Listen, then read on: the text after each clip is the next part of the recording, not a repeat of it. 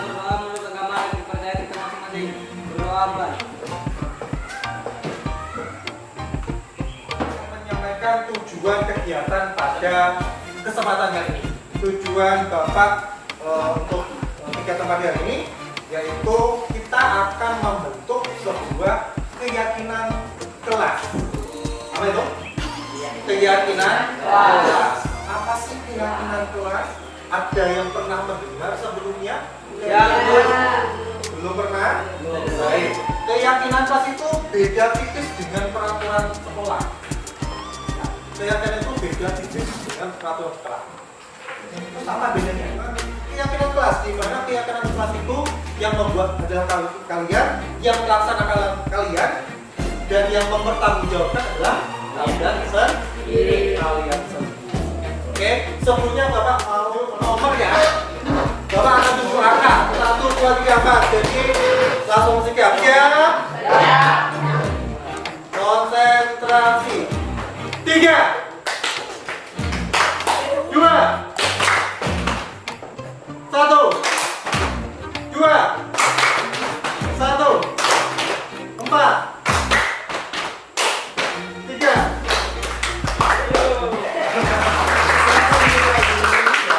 Sudah mulai ini ya. Konsentrasinya sudah mulai nangkep ya. Tidak terkecoh dengan yang bukan harus yang kalian fokuskan ya. Oke, baik. Nah, sekarang kita akan mulai langsung kegiatannya. Ya, kita akan membentuk keyakinan. Tapi sebelumnya Bapak mau tanya, Bapak mau ada review dari kalian. Oh ya, review ya. ya tahu. Tapi itu misalnya apa tadi? Biar tahu, kayak bikin motornya. Ya kamu itu Pak. Mau review motor kan? Mau komentari ya? Mau komentari. Menurut pandangan kalian masing-masing. Yang pertama Bapak ingin kalian review tentang kondisi mungkin teman, mungkin guru, ya, mungkin lingkungan sekolah, lingkungan kelas, ya. Menurut kalian kondisinya seperti apa? Kelas Sosialwati. Silakan Eva Sosialwati review kondisi kelas 8B. Menurut saya kelas 8B itu salah satu bukannya kayak susah diatur ya, cuma mereka kayak masih belum bisa memahami gitu. Kondisi di kelas kadang berisik, ada gurunya nggak memperhatikan gurunya jika sedang menjelaskan. Jadi kayak gurunya Bapak kasih pertanyaan lagi, ya. Nah tadi kan kalian sudah mereview kondisi sekolahan dari teman-teman, guru tadi ya. Guru sudah berusaha, tapi teman-teman masih ada yang masih belum bisa tertib. Nah sekarang Bapak mau tanya atau kalian mereview ya kelompok 1 dan kelompok 3 kalau misalnya nggak bisa berarti yang lain di depan. Menurut silakan kalian review bagaimana peraturan di sekolah kita ini. SMP, kelas aku sumber bencana, peraturannya itu seperti apa sebenarnya? Apa? Menurut pendapat kalian seperti apa? Apakah terlalu banyak? Menurut saya sendiri peraturan di sekolah ini cukup banyak dan susah untuk menaatinya satu-satu, yaitu terutama memasuki baju. Nah segitu kan baju susah dimasukin gitu rata-rata. Yang mau nggak suka main bola kan Pak susah dimasukin. Nah selesai main bola itu kan baru mau dimasukin itu. Tapi kan suka dimarah duluan. Bapak mau tanya ini, ya. Impian kelas 8B ini seperti apa sih? Harusnya kelas 8B ini pengennya seperti ini. Coba, silakan mau jawab. Kelas 8B itu impian kalian seperti apa? Impian saya buat kelas 8B semoga kedepannya bisa lebih baik dari yang sekarang. Kalau di kelas bisa tertib, mengikuti dan mendengarkan apa yang dijelaskan guru di ruangan. Ada lagi yang mau Bapak nanti silakan dari kelompok lain atau kelompoknya dia sendiri? Namanya siapa?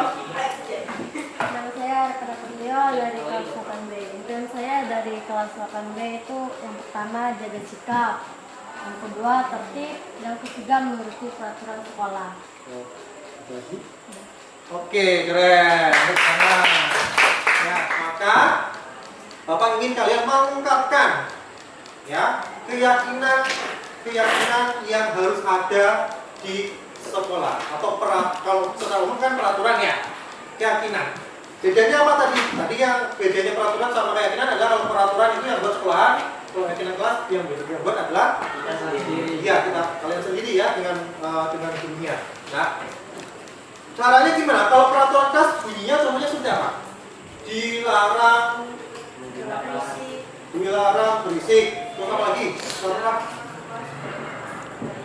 Oke, dilarang masuk kelas sembarangan atau dilarang terlambat. Ya, itu bisa peraturan juga seperti itu ya.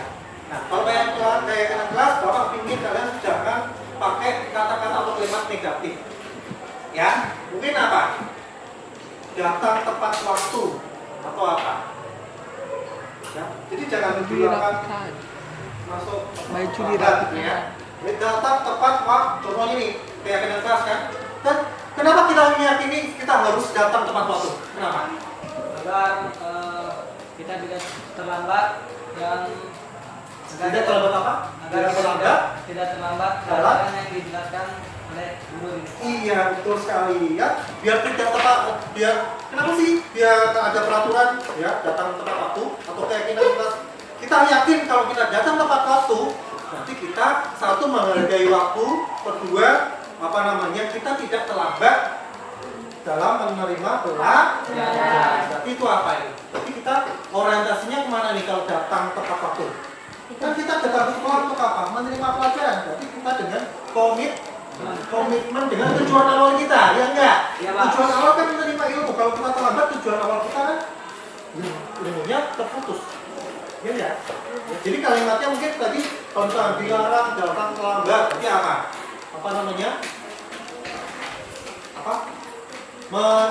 Berkomitmen dengan kesepakatan. Oke semuanya, mari kita membuat keyakinan kelas. Tadi Bapak sudah menjelaskan ya, keyakinan kelas itu seperti apa? Ya, dicatat dengan peraturan ya, dari kalimatnya atau katanya itu bernilai positif. Bila ini kata-kata tidak boleh, jangan, ya. Oke. Baik, Bapak akan membagi ini satu kertas diisi dengan satu kertas diisi dengan keyakinan kelas. Ini ada 7 nih, satu kelompok ada 5, ada 4, berarti semuanya harus terisi. Ya, masing-masing harus berbeda. Oke.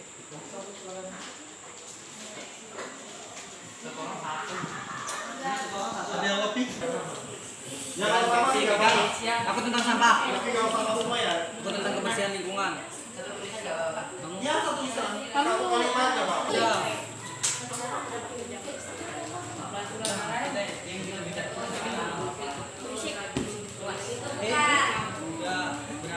Selesai, langsung tempel ke sini, Bapak punya ini.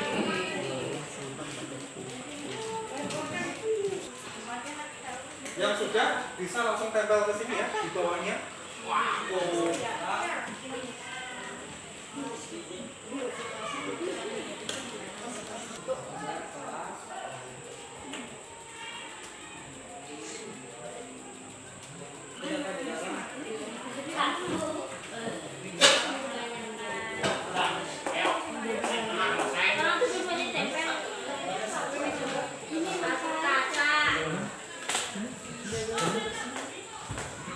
Sesuai dengan kelompoknya. Harusnya kuning hijau Memang.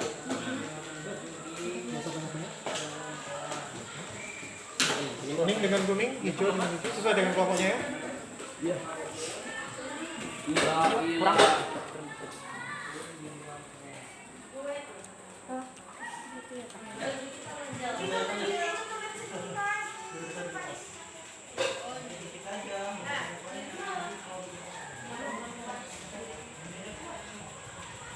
Oke, tepuk tangan untuk kita semua. Kalian sudah mengungkapkan pendapat kalian tentang keyakinan kelas, ya. Tadi Bapak sudah baca sekilas, ya. Ada yang hampir mirip dengan peraturan, artinya masih panjang ya. Jadi keyakinan kelas itu adalah nilai-nilai kebajikan, ya. Nilai-nilai kebaikan atau kebajikan yang disepakati bersama. Ya, secara tersirat maupun tidak tersirat ya, yang nanti tidak berdasarkan, tidak melihat apa namanya suku, agama, bahasa, ya itu adalah keyakinan kelas. Jadi intinya nilai kebaikan.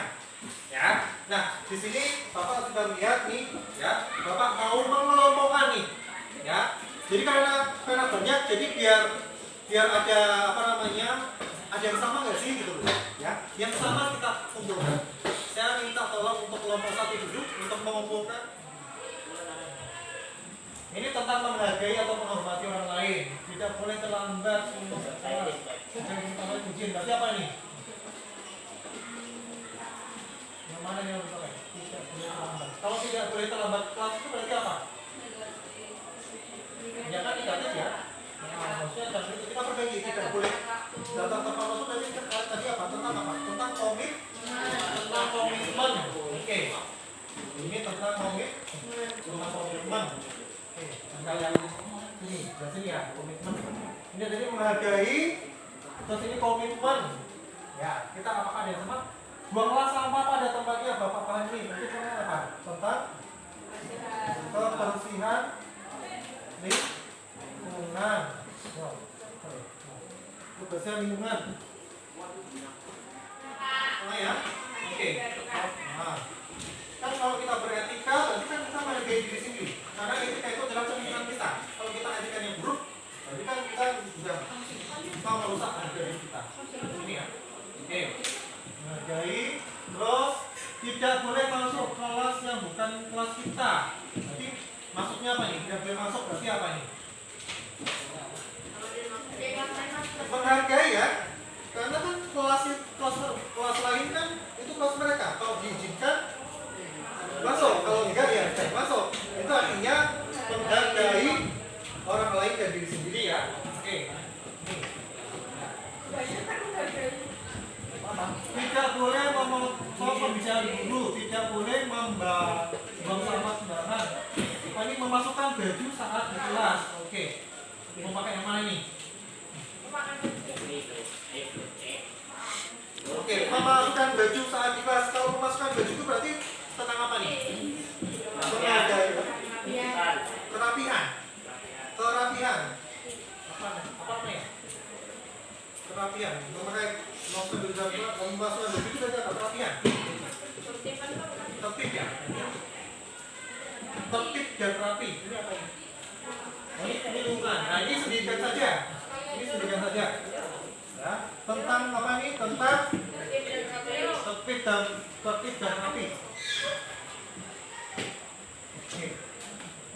Nah, kelompok 1 sudah dapat 4 poin. Menghargai diri dan orang lain. Terus komitmen. Terus apa? Lingkungan. Menjaga lingkungan. Terus Bapak tulis di sini ya. Nanti semoga tidak nambah. Yang pertama itu tadi menghargai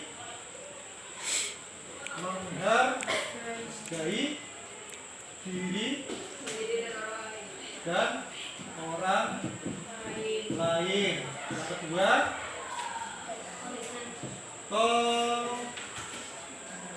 komitmen pada tujuan. Ya enggak? Iya, kan tujuannya apa aja? Terus apa lagi? Oke, menjaga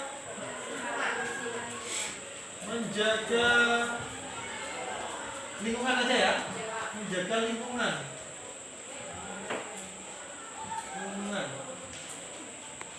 Oke, satu lagi.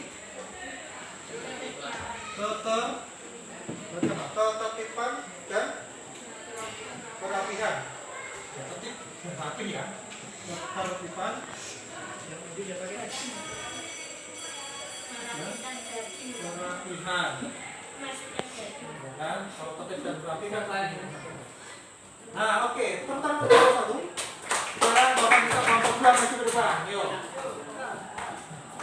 Tolong bantu saya. Oke, yang pertama. Oke, dilarang tidak memakai sepatu, harus memakai sepatu hitam, Oke, tentang ini ya, tentang ini berarti apa? Ketertiban dan kerapihan. rapikan. Di sini ya. Ini ya. Iya. Ketertiban dan kerapian sudah ada. Terus ini sama nih, dilarang mengeluarkan baju, sama lagi. Oke. Ini sama sih, ketertiban. Nah, kalau misalkan masalah baju, kemudian dilarang berisik karena mengganggu konsentrasi teman yang sedang belajar. Berarti apa ini? Menghargai orang lain. Oke. Ini ya. Menghargai orang lain. Terus dilarang membuang sampah sembarangan. Nah, jelas. Berarti ya menjaga lingkungan yang bersih. Oke. Nah, terus dilarang rambut panjang dan rambut pendek. Iya, dan kerapihan. Panjang nggak boleh, pendek nggak boleh. Yang laki-laki pendek, yang perempuan panjangnya harus sebelah gitu ya. Oke. Yang penting paham maksudnya apa? Istirahat istirahat. Menghargai orang lain, menjaga lingkungan dan terdepan dan kerapian. Kelompok 3, silakan maju terus. Woi, pasti nyamuk deh. Woi, Menjaga sikap menjadi orang yang lebih baik, dilarang pacaran, baju tidak boleh keluar. ada yang beda. Menjaga sikap berarti menjaga sikap maksudnya ke apa? Menghargai apa? Dikocek ke depan gini ya. Kalau menjaga sikap itu berarti apa? Nanti maksudnya etika ya? Etika itu yang mana? Oh, hah? Etika? Menjaga sikap berarti kan menghargai diri ya? Oke, sudah masuk. Terus menjadi orang yang lebih baik, menghargai diri, dilarang pacaran. Berarti kan ketertiban dan apa ini? Ya. Kalau dilarang pacaran itu berarti masuknya apa nih? Atau kita bikin lagi? Masuk ke tempat ini kan? Tempat ini kan? Komitmen ya? Iya kan? Kan ke sekolah kan komitmennya adalah belajar bukan pacaran. Itu maksudnya komitmen. Terus baju tidak boleh keluar tadi ketertiban kerapian, menjaga kebersihan. Oke, ini masuk semua nih. Bukan. Ini aja wes. Ini yang banyak. Tidak boleh mencontek ya tadi kejujuran ya itu kejujuran. Kejujuran tadi yang mana kejujuran? Ini. Oke. Nah, yang kelompok 3. Kita ke kelompok 4, silakan. Ini loh satu guys. Ini bagus mungkin. Ini bagus ya. Ini bagus. Jagalah kebersihan. Kebersihan. Bagus. Tentang apa lingkungan. Bagus. Menjaga lingkungan. Terus memberi salam. Berarti apa ini? Sopan. Menghargai orang lain. Ini akan mendoakan orang lainnya. Salam itu kan menghargai orang lain. Ya. Terus memperhatikan guru. Penjelasan jangan berisik di kelas. Berarti menghargai orang lain dan diri sendiri ya. Ya kan? Guru kan juga orang lain. Sama. Jadi jangan menghargai. Terus mengikuti tata tertib sekolah. Berarti apa? Komitmen ya. Ya kan? Mengikuti tata tertib sekolah. Komitmen. Ini. Ini ada yang tangan sendirian itu. Menjaga dan melestarikan apa? Menjaga dan melestarikan barang di kelas. Berarti menjaga lingkungan ya. Berarti lingkungan ya. Ini. Mengembalikan barang yang dipinjam berarti apa nih? Tanggung Ya. ya kan mengembalikan ya kan udah diambil tanggung jawabnya tanggung jawab. Terus bisa mendengarkan guru yang ada di depan berarti menghargai orang lain. Karena kalau misalnya kita di posisi dia berarti kan sama aja dia nggak mengerti saya sedang berbicara malah berbicara.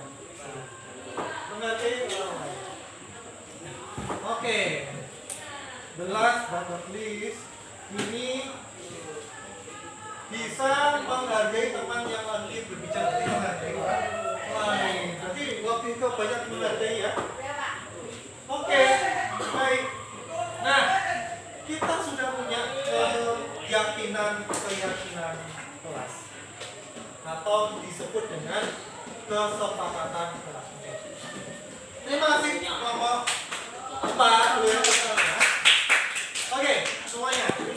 Baik, dari tadi kita sudah mengelompokkan ya, yang sudah kalian catat. Kemudian kita kelompokkan ada yang sama atau mirip dengan tujuannya. Ya, dari kelas 8B ini ternyata punya keyakinan yang sama. Ya, yaitu yang pertama adalah Menghargai diri dan orang lain, memiliki tujuan, menjaga lingkungan, ketertiban dan kerapian, tanggung jawab dan budaya. kita sebut sebagai kesepakatan atau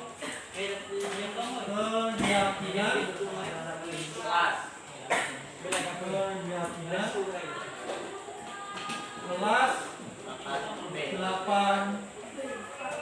8B.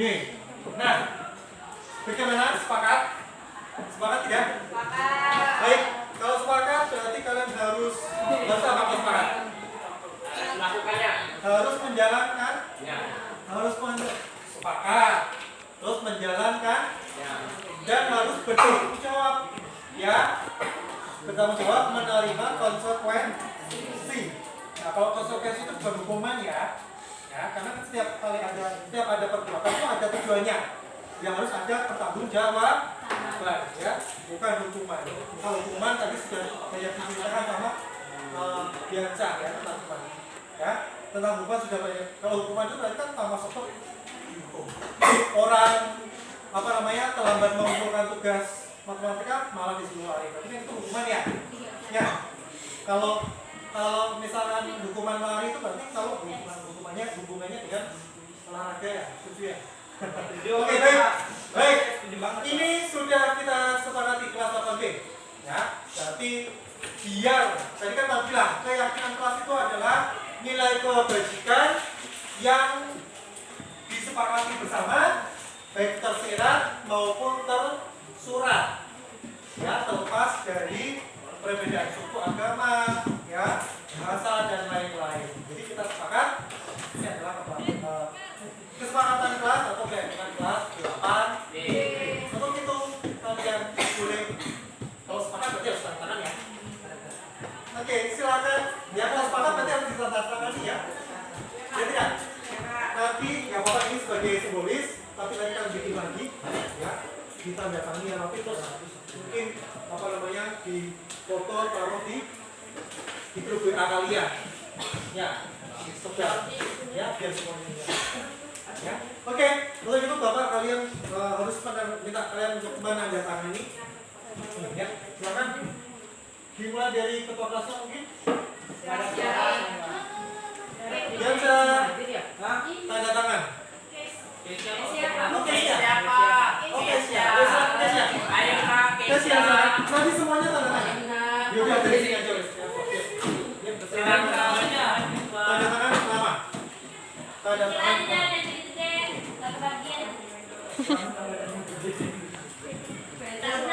Kasih nama. Gak apa-apa maksudnya nama atasnya tanda tangan. Oke, lanjut. Mau pakai pulpen gak apa-apa. Oke, baik semuanya, untuk kelas 8B akhirnya sudah mempunyai keyakinan kelas, ya, atau kumpulan keyakinan kelas, atau bisa disebut dengan kesepakatan kelas, ya. Bapak mengharapkan karena kalian ini yang membuat kalian, yang membuat kalian dengan sadar, betul? Ya kan, sadar nggak? Jadi diharapkan agar menjalani dengan baik, ya, dan bisa mempertanggungjawabkan dengan baik. Jika suatu hari ada yang perlu ditambah, ada yang belum masuk nih keyakinan ini, silahkan dimasuk. Oke, ini sebagai panduan kalian agar kalian belajar dengan nyaman, dengan semangat, bahagia, ya, dan merdeka. Oke, demikian dari Bapak, ya. Terima kasih atas perhatiannya. Ya, mohon maaf apabila ada salah-salah. Ya, sekian. Wassalamualaikum warahmatullahi wabarakatuh.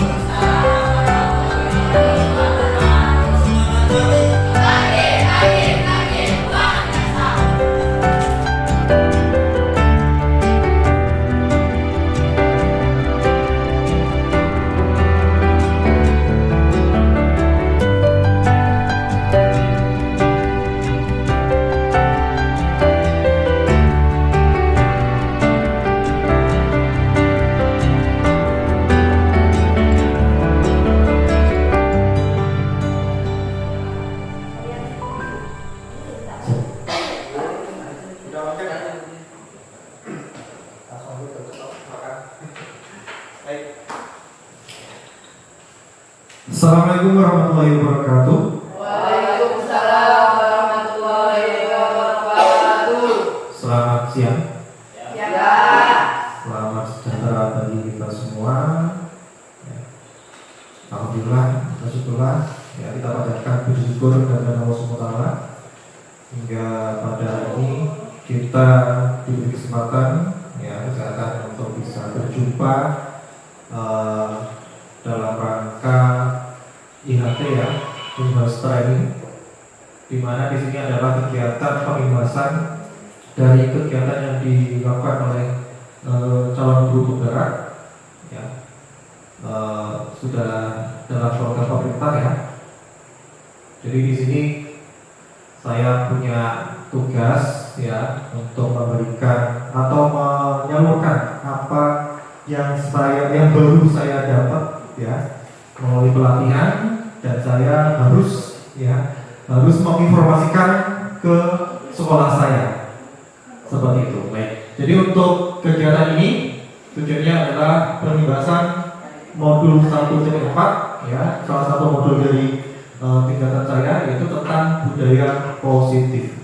Ya, harapannya nanti untuk lebih baik, ya, termasuk untuk mendukung program atau kurikulum Merdeka Belajar. Ya, langsung saja. Oke. Nah, mungkin kalau dari kata-katanya budaya, pasti teman-teman paham, ya, budaya, ya. Paham, ya, budaya. Positif berarti, ya, kan ada budaya negatif dan budaya positif, ya. Budaya positif tentunya teman-teman pasti sudah pernah melakukannya. Saya pun sama, ya. Tapi kita belum bisa memilih mana yang tepat caranya. Mungkin maksudnya sama, budayanya positif, tapi mungkin ada beberapa cara yang mungkin belum tepat. Nah, maka kita sepahamkan, ya, bersama. Nah, contohnya juga sudah pernah, ya, yang teman-teman pernah lakukan. Oke. Di sini latar belakang untuk tentang budaya positif, ya, yaitu suasana positif sangat mendukung dalam menciptakan pembelajaran yang kondusif. Karena dengan suasana positif, murid dan guru akan menemukan suatu kondisi pembelajaran yang menyenangkan, sehingga proses pembelajaran dapat berjalan tanpa adanya suatu beban, akan tetapi menjadi suatu kebutuhan. Jadi tidak ada beban harapannya. Nah, suasana positif juga akan membantu menggerakkan moral yang positif bagi murid, sehingga karakter murid tidak hanya terbentuk dari akademik atau intelektualnya saja, ya, tapi juga dari lingkungan yang ada. Nah, untuk mewujudkan kondisi pembelajaran yang kondusif, ya, sehingga tercapainya Merdeka Belajar, maka SMK Tunas Agus Subur Kencana perlu mendapatkan edukasi, ya, mengenai budaya positif di lingkungan sekolah. Garis besarnya yang lebih tepat, ya, kita sepahamkan. Nah, ini agar terciptanya budaya positif tentunya jelas, ya, dimulai dari adanya peraturan sekolah atau peraturan kelas. Ya. Kemudian ada keyakinan kelas. Apa bedanya peraturan dan keyakinan kelas? Mungkin nanti saya akan jelaskan di materi. Kemudian didukung oleh lingkungan yang positif, nanti akan terbentuk budaya positif. Nah, jadi oke, langsung aja ke pengertian budaya positif, yaitu nilai-nilai keyakinan kebiasaan bacaan di sekolah yang berpihak pada murid agar dapat berkembang menjadi pribadi yang kritis, penuh hormat dan tanggung jawab. Jadi penekanannya pada nilai-nilai ya dan keyakinan yang positif. Dalam penerapan budaya positif kita perlu menumbuhkan lingkungan yang positif juga. Nah, memahami kebutuhan-kebutuhan dasar yang dibutuhkan seorang murid pada saat mereka perilaku tidak pantas dan tidak sesuai dengan apa yang kita harapkan. Itu ya gambaran tentang budaya positif. Nah, untuk memahami lebih jauh dan kita bisa mempraktekkan seperti apa sih budaya positif yang ada di sekolahan, ya, kita perlu memahami 6 komponen atau 6 elemen. Ya, kita memahami dulu, ya. Yang pertama yaitu perubahan paradigma stimulus respon. Yang kedua konsep disiplin positif. Yang ketiga pemenuhan 5 kebutuhan dasar manusia. Keempat 5 posisi kontrol. Kelima keyakinan kelas dan yang terakhir adalah segitiga restitusi. Ya. Jadi mungkin selama ini kita sudah berusaha menunjukkan budaya positif, tapi kadang masih aja ya tidak kuat lama, tidak bertahan lama. Nah, tadi kita sudah membahas tentang apa namanya disiplin positif, kemudian kebutuhan dasar manusia, kemudian posisi kontrol kita sebagai guru ketika menghadapi kasus, ya. Nah, di sini kita akan membahas tentang keyakinan kelas. Tadi ada peraturan, kemudian baru keyakinan kelas. Nah, agar terbentuknya budaya positif, pertama-tama perlu diciptakan dan disepakati keyakinan-keyakinan atau prinsip-prinsip dasar bersama di antara warga kelas. Jadi kita akan mulai semuanya itu kan sudah ada peraturan sekolah, tapi kita tetap kontrolnya yang paling utama, paling awal adalah dari kelas. Ya. Jadi ada kesepakatan tentang keyakinan-keyakinan. Jadi keyakinan-keyakinan ini bukan hanya sebagai peraturan, tapi nilai kebaikan. Kalau peraturan itu kan lebih ke khusus ya. Kalau keyakinan kelas ini lebih bersifat umum. Ya. Contohnya tanggung jawab, disiplin, ya. Itu yang diyakini oleh bersama. Nah keyakinan, tadi ya, keyakinan yaitu nilai-nilai kebajikan suatu prinsip universal lepas dari latar belakang suku, negara, bahasa maupun agama. Menurut dosen, suatu keyakinan akan lebih memotivasi seorang dari dalam atau motivasi secara intrinsik. Jadi keyakinan itu karena nilai kebajikan berarti lebih ke motivasi intrinsik. Nah, mengapa keyakinan kelas? Mengapa tidak peraturan kelas saja? Tadi saya sudah menjawab ya. Mengapa adanya keyakinan kelas penting untuk terbentuknya sebuah budaya positif? Ya karena keyakinan kelas miliknya adalah bagian dari nilai-nilai kebijakan, ya. Tidak hanya sebatas peraturan, tapi lebih nilai kebijakan, kebajikan. Bagaimana mewujudkan sebuah keyakinan kelas yang efektif? Ada yang pernah bikin keyakinan kelas sebelumnya? Ada peraturannya? Buntang keyakinan kelas pernah? Maksudnya oke.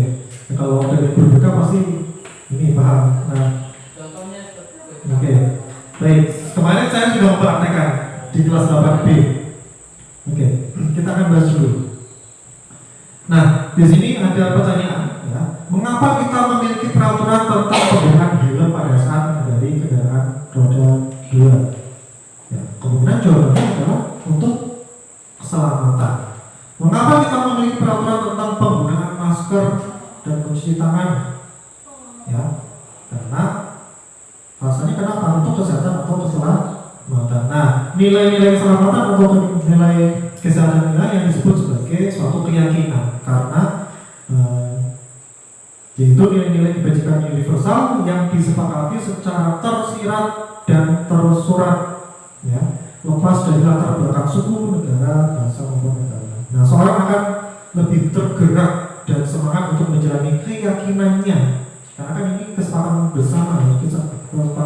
Kesepakatan bersama kan berarti dari mereka sendiri, ya, daripada hanya sekedar mengikuti serangkaian peraturan. Makanya anak-anak sering lupa ingatan kalau ada peraturan ini gitu ya. Ditanya, Pak, banyak peraturannya gitu. Oke. Jadi tentang pembentukan keyakinan kelas atau ya sekolah. Keyakinan kelas bersifat lebih abstrak daripada peraturan yang lebih rinci dan konkret. Keyakinan kelas berupa pernyataan-pernyataan universal. Pernyataan keyakinan kelas senantiasa dibuat dalam bentuk positif. Jadi jangan ada kata-kata tidak boleh atau jangan, ya. Gitu. Jadi kalimatnya itu kata-katanya harus positif. Kalau bisa nggak usah kasih kata larangan atau itu ya, langsung aja ke nilai kebajikannya. Kemudian keyakinan kelas sebenarnya tidak terlalu banyak sehingga mudah diingat dan dipahami oleh semua warga. Jadi keyakinan kelas ini yang bikin kan kelas ya. Jadi yang tahu kondisi baik buruknya kan kelas, ya. Gitu. Jadi jangan banyak-banyak. Kalau kelasnya sudah mampu menjaga lingkungan, ya di situ nggak usah dimasukkan, nggak apa-apa. Karena anak-anak sudah sadar tentang lingkungan, ya gitu. Karena udah merasa sadar tentang lingkungan gitu. Nah, keyakinan kelas sebaiknya sesuatu yang dapat diterapkan di lingkungan tersebut. Jadi yang memang kondisi lingkungan tersebut aja, gitu. Semua warga kelas sebenarnya ikut berkontribusi dalam pembuatan keyakinan kelas lewat kegiatan curah pendapat. Itu kegiatan curah pendapat nih dari mereka sendiri, gitu. Terus bersedia meninjau kembali keyakinan kelas dari waktu ke waktu. Jadi kalau ada yang sudah berhasil boleh kok dihapus. Atau kalau ada muncul masalah baru, tambah itu keyakinan kelas. Nah, ini tentang keyakinan kelas. Oke, tadi saya untuk kalimat-kalimat ataupun yang nanti akan dijadikan keyakinan kelas ya. Jadi keyakinan kelas itu kan nilai kebajikan ya. Ini perbedaan peraturan dan kebajikan.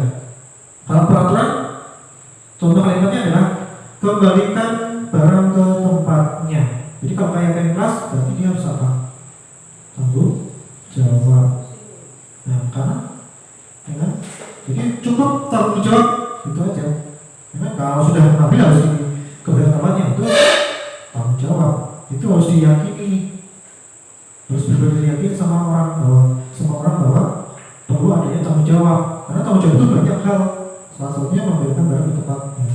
Kemudian dilarang mengganggu orang lain. Berarti nilai kebajikannya adalah menghormati orang lain dan diri sendiri. Karena kalau misalkan mengganggu orang lain itu kaitannya dengan orang lain, berarti otomatis akan berdampak pada kita, ya kan? Ya, jadi di sini mengganggu orang lain, berarti nilai kebajikannya adalah menghormati orang lain dan diri sendiri. Ada lagi nih peraturan, hadir di sekolah 15 menit sebelum pembelajaran dimulai. Berarti kalau hadir, berarti kan sudah kesepakatan ya, berarti kan sudah ada kesepakatan dulu, ya, bahwa tidak boleh terlambat, ya kan? Artinya dia kalau misal terlambat berarti kan dia menghormati gurunya, ya kan? Kalau terlambat berarti tidak menghormati gurunya. Kemudian komitmen pada tujuan, ya, entah itu tujuan dibentuk peraturan itu ataupun dia komitmen pada ya, tujuannya kan belajar, ya biar tidak tertinggal pelajaran, gitu. Dilarang melakukan kekerasan. Nilai kebajikannya adalah keselamatan dan menghormati orang lain. Dilarang menggunakan narkoba. Nilai kebajikannya yang dituju adalah kesehatan. Bergantian atau menunggu giliran, menghormati orang lain dan kesabaran. Dilarang merokok. Berarti nilai kebajikannya kesehatan dan keselamatan. Ya, jadi ada irisan-irisannya di situ. Berjalan di kelas dan berjalan ya, artinya dari nggak boleh lari ya. Berjalan di kelas dan koridor, berarti kan keselamatan. Jadi kita kenapa boleh lari ya, biar selamat dan aman gitu ya. Oke. Itu nilai kebajikan. Ada banyak nilai kebajikan tuh, nanti saya share. Oke.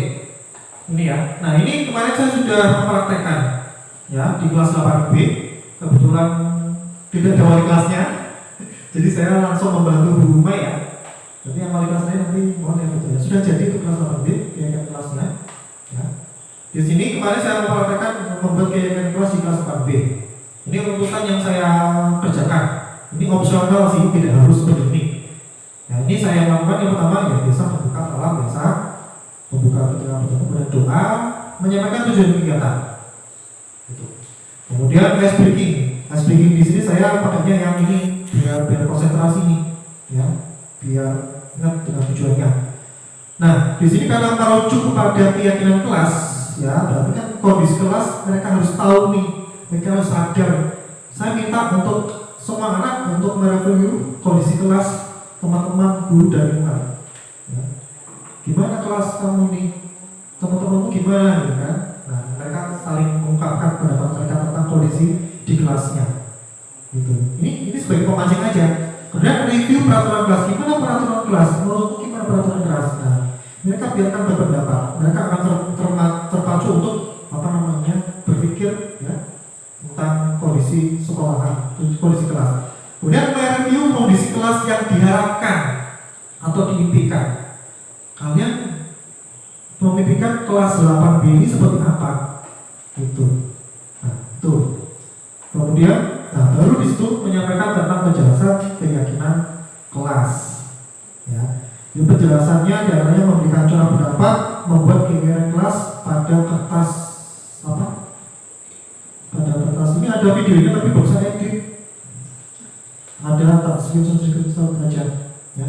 Kemudian, jadi pertama mereka tak kasih kertas kertas warna yang bisa ditempel itu kan. Mereka tahu semua ini keyakinan mana nih yang diperlukan di kelas kalian gitu kan. Ya, ditempel kan itu pasti bermacam-macam nih, tidak terkelompok nih kan. Yang tahu nilai kebajikan kan kita ya, jadi kita membimbing nih yang mereka tulis ini kan ada yang sama nih. Nah, nanti kita kelompokkan ya, dikelompokkan ya, nilai kebajikan apa yang muncul. Nah, kalau sudah ketemu kan banyak nih, nanti kalau sudah dikelompokkan jadi sedikit ya. Nah, yang hasilnya itu adalah keyakinan kelas tersebut. Nah, kemudian kalau sudah dapat keyakinan kelas, baru nanti disepakati tanda tangan semua warga kelas. Kemudian penutup biasa kasih motivasi untuk bisa melakukan keyakinan kelas dengan baik. Ya, kalau mau ditambahi konsekuensi silakan. Ya, tapi kalau bisa jangan sampai menghukum gitu. Dan kalau bisa pakai yang yang sebagai manajer tadi. Karena tadi kan apa yang kamu yakini gitu kan. Ya. Jadi kembali lagi ke keyakinan kelas. Ini dokumentasi kegiatan saya. Ya, ini saya menjelaskan ya tentang cara membuat ini ya. Mereka untuk mengisi di kertas ya, mereka mengisi. Ini kan masing-masing kita bikin kelompok nih. Ada 4 kelompok. Nah, masing-masing kelompok itu berdiskusi nih. Kira-kira ini bagaimana gitu kan. Jadi satu kelompok itu mereka akan membuat 7 keyakinan kelas. Di situ mereka pasti kalimatnya masih banyak yang luas seperti ini. Nah, padahal sudah saya jelaskan, jangan ada kata-kata dilarang tidak boleh, tapi tetap ya kemarin ya. Ada yang masih muncul kata-kata yang ini, kata-kata negatif gitu. Nah, makanya tujuan kita di situ adalah menyempitkan ya, memberikan ini ya, biar tidak kembali ke peraturan. Karena kita membikinnya keyakinan kelas, keyakinan itu kan kalimatnya ataupun kata-katanya dia lebih simpel atau bersifat universal. Jadi kalau misalkan ada anak yang menulis dilarang mengganggu orang lain gitu kan, nah, nanti kita kembalikan lagi gitu kan. Ada yang sama kayak dilarang merokok, menggunakan masalah berarti ini kesehatan kan. Jadi yang tadinya banyak jadi sedikit karena sudah dikelompokkan. Nah, ini ketika kelompok menempel hasilnya. Nah, di sini tak suruh baca lagi nih satu kelompok untuk mengelompokkan lagi ya, dikelompokkan lagi nilai-nilai yang sama ya. Jadi ada 7 kali 4 berarti ada 28 ya. 7 kali 4 ada 28 kertas ini kan yang kepakai kan. Nah, dikelompokkan baru nanti membentuk. Ini tadinya di sini nih masing-masing kelompok ada. Setelah dihubungkan Ini yang pertama ini dia tentang menghargai diri dan orang lain. Ini menghargai diri orang lain. Kemarin jawabannya apa? Ada yang bilang tidak boleh mengganggu temannya, tidak boleh berkata apa, ngejek, ya kan? Ya udah, berarti ini tak kumpulkan jadi satu nih. Ya. Kesimpulannya apa ini? Nilai positifnya apa? Menghargai diri dan orang lain. Kemudian datang terlambat, terus apa ya kan? Oh ya udah, berarti komitmen pada tujuan. Terus di sini membuang sampah pada tempatnya, terus tidak boleh mencoret-nyoret. Berarti menjaga lingkungan. Terus ada yang menjawab tentang seragam, terus rambut ya. Oke, berarti apa? Ketertiban dan kerapihan. Jadi jawaban-jawaban mereka ini banyak nih. Kita yang membantu kelompokan. Ya, kalau sudah kita sampaikan bahwa ini loh, kelas kalian ini ternyata memerlukan keyakinan ini. Gitu loh. Jadi idealnya itu antara 3 sampai 7. 3 sampai 7 keyakinan kelas. Idealnya. Nah, kalau sudah baru sepakati bersama tanda tangan antar seluruh warga. Itu tentang keyakinan kelas, ya. Oke, lanjut ya, biar cepat. Kita ke materi yang terakhir, segitiga restitusi. Nah, ini selain menghukum atau cara yang paling bijak ya, yaitu dengan menggunakan segitiga restitusi. Ini yang apa sih restitusi? Restitusi adalah proses menciptakan kondisi bagi murid untuk memperbaiki kesalahan mereka sehingga mereka bisa kembali pada kelompok mereka dengan karakter yang lebih kuat. Dan restitusi juga proses kolaboratif yang mengajarkan murid untuk mencari solusi untuk masalah dan membantu murid berpikir tentang seperti apa yang mereka tentang orang seperti apa yang mereka inginkan dan bagaimana mereka harus memperlakukan orang lain. Itu restitusi.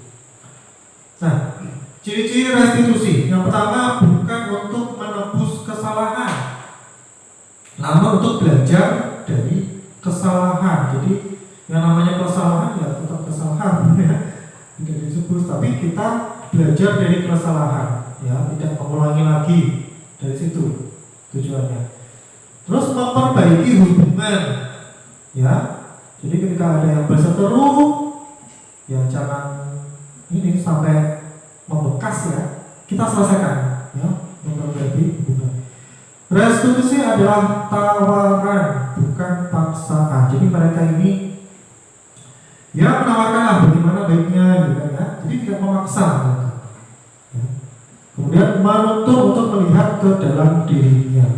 Lebih ke reflektif menilai dirinya ya, mencari kebutuhan dasar yang mendasari tindakan. Dari situ karena restitusi itu sebagai manajer ya, jadi restitusi ini dia posisinya sebagai manajer. Jadi di situ mereka cari tahu nih kebutuhan dasar apa yang dia perlukan gitu. Di situ dan komunikasi nanti diselesaikan bersama. Fokus pada karakter bukan tindakan. Jadi memang fokusnya ke karakter. Restitusi itu menguatkan, apalagi untuk menguatkan karakter. Fokus pada solusi, bukan mencari siapa yang salah. Ya, karena sebenarnya mereka itu tahu siapa yang salah. Kalau kita mencerca kamu ini.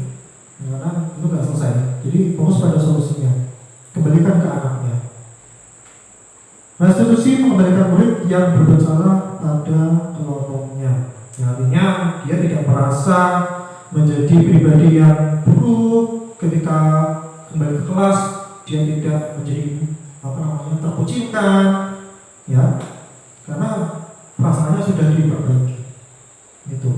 Nah, ada di sini untuk melaksanakan restitusi ada yang namanya segitiga restitusi, ya, yaitu di prosesnya ya. Yang pertama menstabilkan identitas, yang kedua validasi tindakan yang salah, yang ketiga menanyakan keyakinan. Nah, yang pertama itu menstabilkan diri. Ketika kita memanggil anak, ya, itu anak kan pasti perasaannya campur aduk ya, antara dia itu masih kesel, ya, dan takut, campur aduk. Kita stabilkan dulu. Ya, saya yakin teman-teman sudah pernah melakukan itu. Ya, kita stabilkan dulu keadaannya, ya. Kemudian mungkin kasih kalimat-kalimat pernyataan ataupun apa namanya biar dia tidak down, ya. Nah, setiap orang pasti pernah melakukan kesalahan, Bapak juga. Nah, jadi kamu tenang, ya. Jadi kamu bukan satu-satunya yang pernah melakukan ini.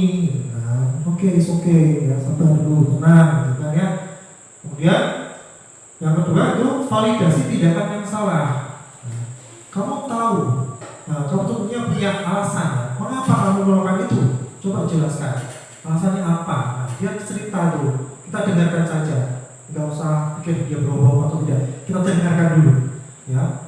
Kemudian adakah cara yang lebih efektif untuk mendapatkan apa yang kamu butuhkan? Pasti dia akan cerita nih.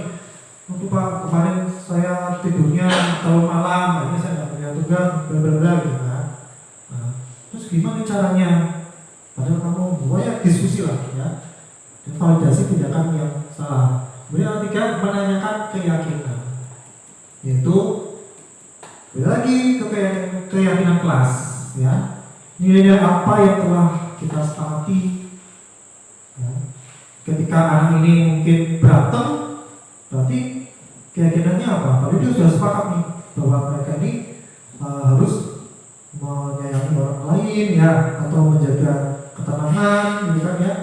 Nah, ketika kamu melakukan itu atau kamu memperbaiki, kamu tuh harusnya bisa menjadi orang seperti apa, gitu, ya. Jadi menanyakan keyakinan dan nanti nilai kebajikannya itu akan kembali ke dirinya, ya, gitu.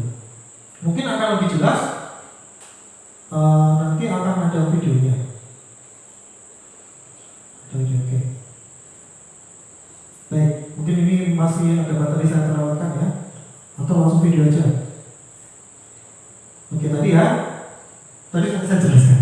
Langkah pertama sebagai dasar itu menstabilkan identitas. Nah, ini ada pertanyaan kalimat-kalimat yang diungkapkan, ya. Tidak ada manusia sempurna, ya. Tadi ya saya juga pernah melakukan kesalahan. Ketika seorang dalam kondisi emosi, maka otak atau tidak akan mampu berpikir rasional. Nah, saat inilah kita menstabilkan anak, gitu, ya. Jadi tenang dulu. Yang kedua, memvalidasi tindakan yang salah. Konsep langkah kedua adalah kita harus memahami kebutuhan dasar yang mendasari tindakan tersebut. Ya, kita cerita nih, kenapa nih, tenang, ya, gitu. Karena menurut teori kontrol, semua tindakan manusia baik atau buruk pasti memiliki maksud tujuan tertentu. Ketika kita menolak anak yang berbuat salah, dia akan tetap dalam masalah. Yang dari kita menolak anak yang berbuat salah, dia akan dalam masalah. Yang diperlukan adalah kita memahami alasan melakukan hal tersebut sehingga anak merasa dipahami.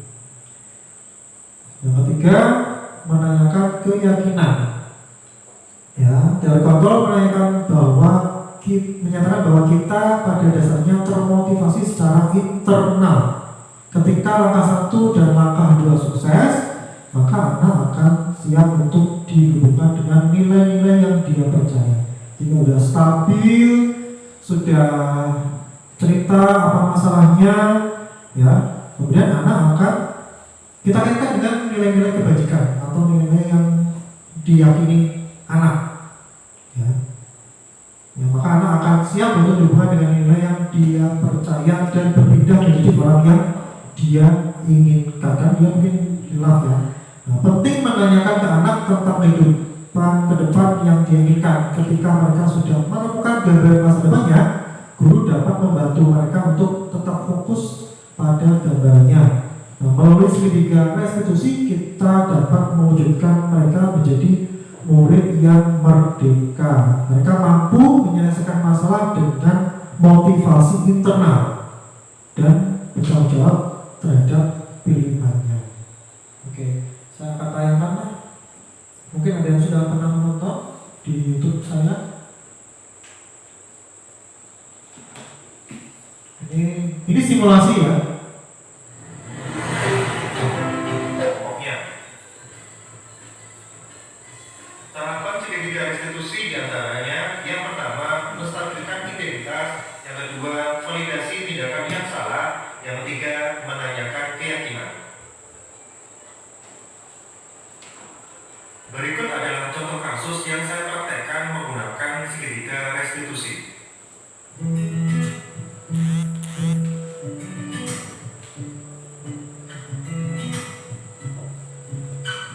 Jelas ya pertanyaan.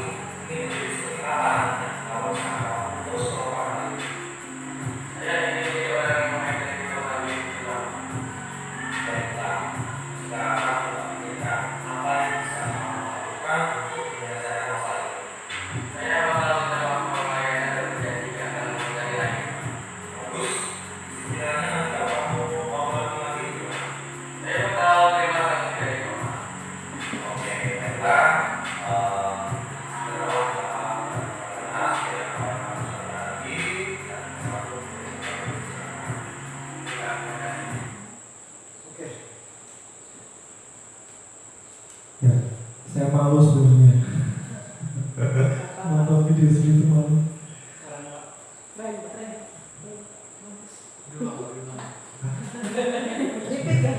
Sudah malu saya.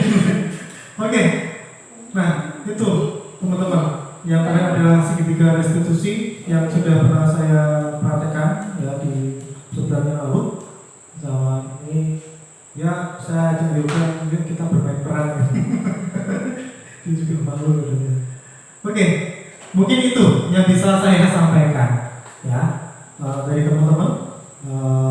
Ada yang mau ditanyakan atau mau di sebelum saya tutup? Satu, oke, silakan. Dari riset yang dilakukan ini Dian Johnson ya Pak? Itu data statistiknya kira-kira berapa persen keberhasilan dari riset yang dilakukan oleh Dian Johnson Dian Johnson kira-kira itu ada data statistiknya yang menunjukkan keberhasilan untuk menerapkan hal seperti ini. Baik, oke. Tapi terima kasih pertanyaannya. Kalau ditanya berapa persen persentasenya, jujur saya belum tahu berapa persen. Tapi kalau saya melihat Pak ya, melihat dari materi ini, ya, saya rasa apa yang sudah pengalaman saya lakukan sebelumnya menghadapi murid itu naik turun Pak. Bahkan saya pernah dicap sebagai guru yang bla bla bla ya, gitu kan. Jadi saya rasa untuk seperti ini saya belum tahu berapa persen besarnya. Ya mungkin nanti saya akan informasikan lagi.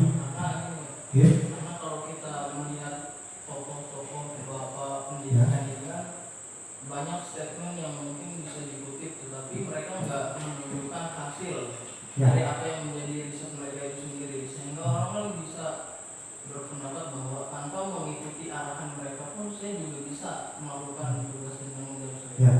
Ya. Sepemahaman Pak, sama saya juga sepemahaman. Saya pun ketika belum menerima materi ini, saya juga berpikiran sama Pak. Ini benar nggak sih, bisa nggak sih, gitu kan ya. Tapi kesempatan saya untuk melakukan ini karena saya posisinya nggak bisa jadi kayak kalian, saya malah bergetar sebenarnya. Pengen dapat jam deh saya. Kita praktekkan gitu loh, itu sebenarnya. Jadi kalau melihat dari materi ini sebenarnya lebih ke kita itu lebih ke mengembalikan karakter mereka sih Pak. Yang namanya anak itu kita nggak bisa memantau dia 24 jam betul ya. Ya kita juga bisa membantu semua kita. Jangan sampai anak itu paling buruk adalah identitasnya dia atau karakternya dia itu menjadi semakin buruk kalau kita salah menangani dan salah memahami kenapa sih anak seperti ini gitu loh. Mungkin keberhasilannya tidak 100% ya. Tapi dengan cara itu kita bisa mengubah paradigma karena yang dilakukan ini karena anggapan orang lain bahkan anak-anak bahwa guru ini seperti ini ya kan, karena ini sudah menjadi anggapan umum ya. Sekolah pasti peraturan, guru matematika pasti galak. Pasti itu sudah makanya kami dari guru penggerak ini ya tujuannya ya untuk memberikan edukasi, ya syukur-syukur bisa membantu permasalahan yang ada di sekolahan. Jadi memang nggak ada berhenti nih PR-nya. Karena teori itu sudah sama dengan di lapangan Pak. Betul, makanya. Kita mau mengikuti teori ini, karena kalau saya pribadi yang melihat secara realnya pendidikan di sekolah itu memang bagus kalau kita menerapkan hal seperti ini. Tapi kan secara kondisi di lapangan kita bisa melihat ternyata anak kebun sama anak sekolah di luar itu jauh berbeda karakternya pun. Ya, paham sekali Pak. Jadi kita kalau misalkan pesimis, ya mungkin akan berat Pak. Maka saya mengajak teman-teman, yuk kita optimis. Kita coba kita praktekkan kalau baik yang ada, ya. Kita sama-sama lah ya diskusi, kalau ada masalah apa segala macam jangan dipendam sendiri. Boleh ke teman yang bisa diajak ngobrol, boleh ke Buntan atau langsung ke saya jika ada satu hal terkait dengan keyakinan Ya. Mungkin semua guru bisa membuat di Ya. providernya masing-masing, tapi kan karena kelas kita sifatnya running ya Pak. Oke. Running kelas baru kita tempel masuk kelas yang lain udah bisa dicoba. Iya. Kondisinya berbeda. Solusi seperti itu bagaimana? Oke, nanti kita akan evaluasi masalah itu Pak. Tunggu timingnya ya. Saya perlu curah pendapat teman-teman secara pribadi dulu. Saya tampung masukannya. Itu udah menjadi daftar list evaluasi saya. Ya. Oke, terima kasih Pak Tom. Sudah lapar. Baik, teman-teman semua, terima kasih ya sudah mau mengikuti kegiatan saya. Ya, kita tidak berharap muluk-muluk, semua orang maunya yang terbaik ya. Yang penting kita jangan pesimis, kita optimis untuk anak-anak ya, karena yang namanya zaman itu pasti akan berkembang gitu. Jadi yang memegang peran untuk mengontrol anak-anak ya kita sekolah dulu. Kita harus selalu tambah edukasi tentang gimana caranya biar anak ini sekolah dengan nyaman dan sesuai dengan harapan Ki Hajar Dewantara ya, dan guru kita itu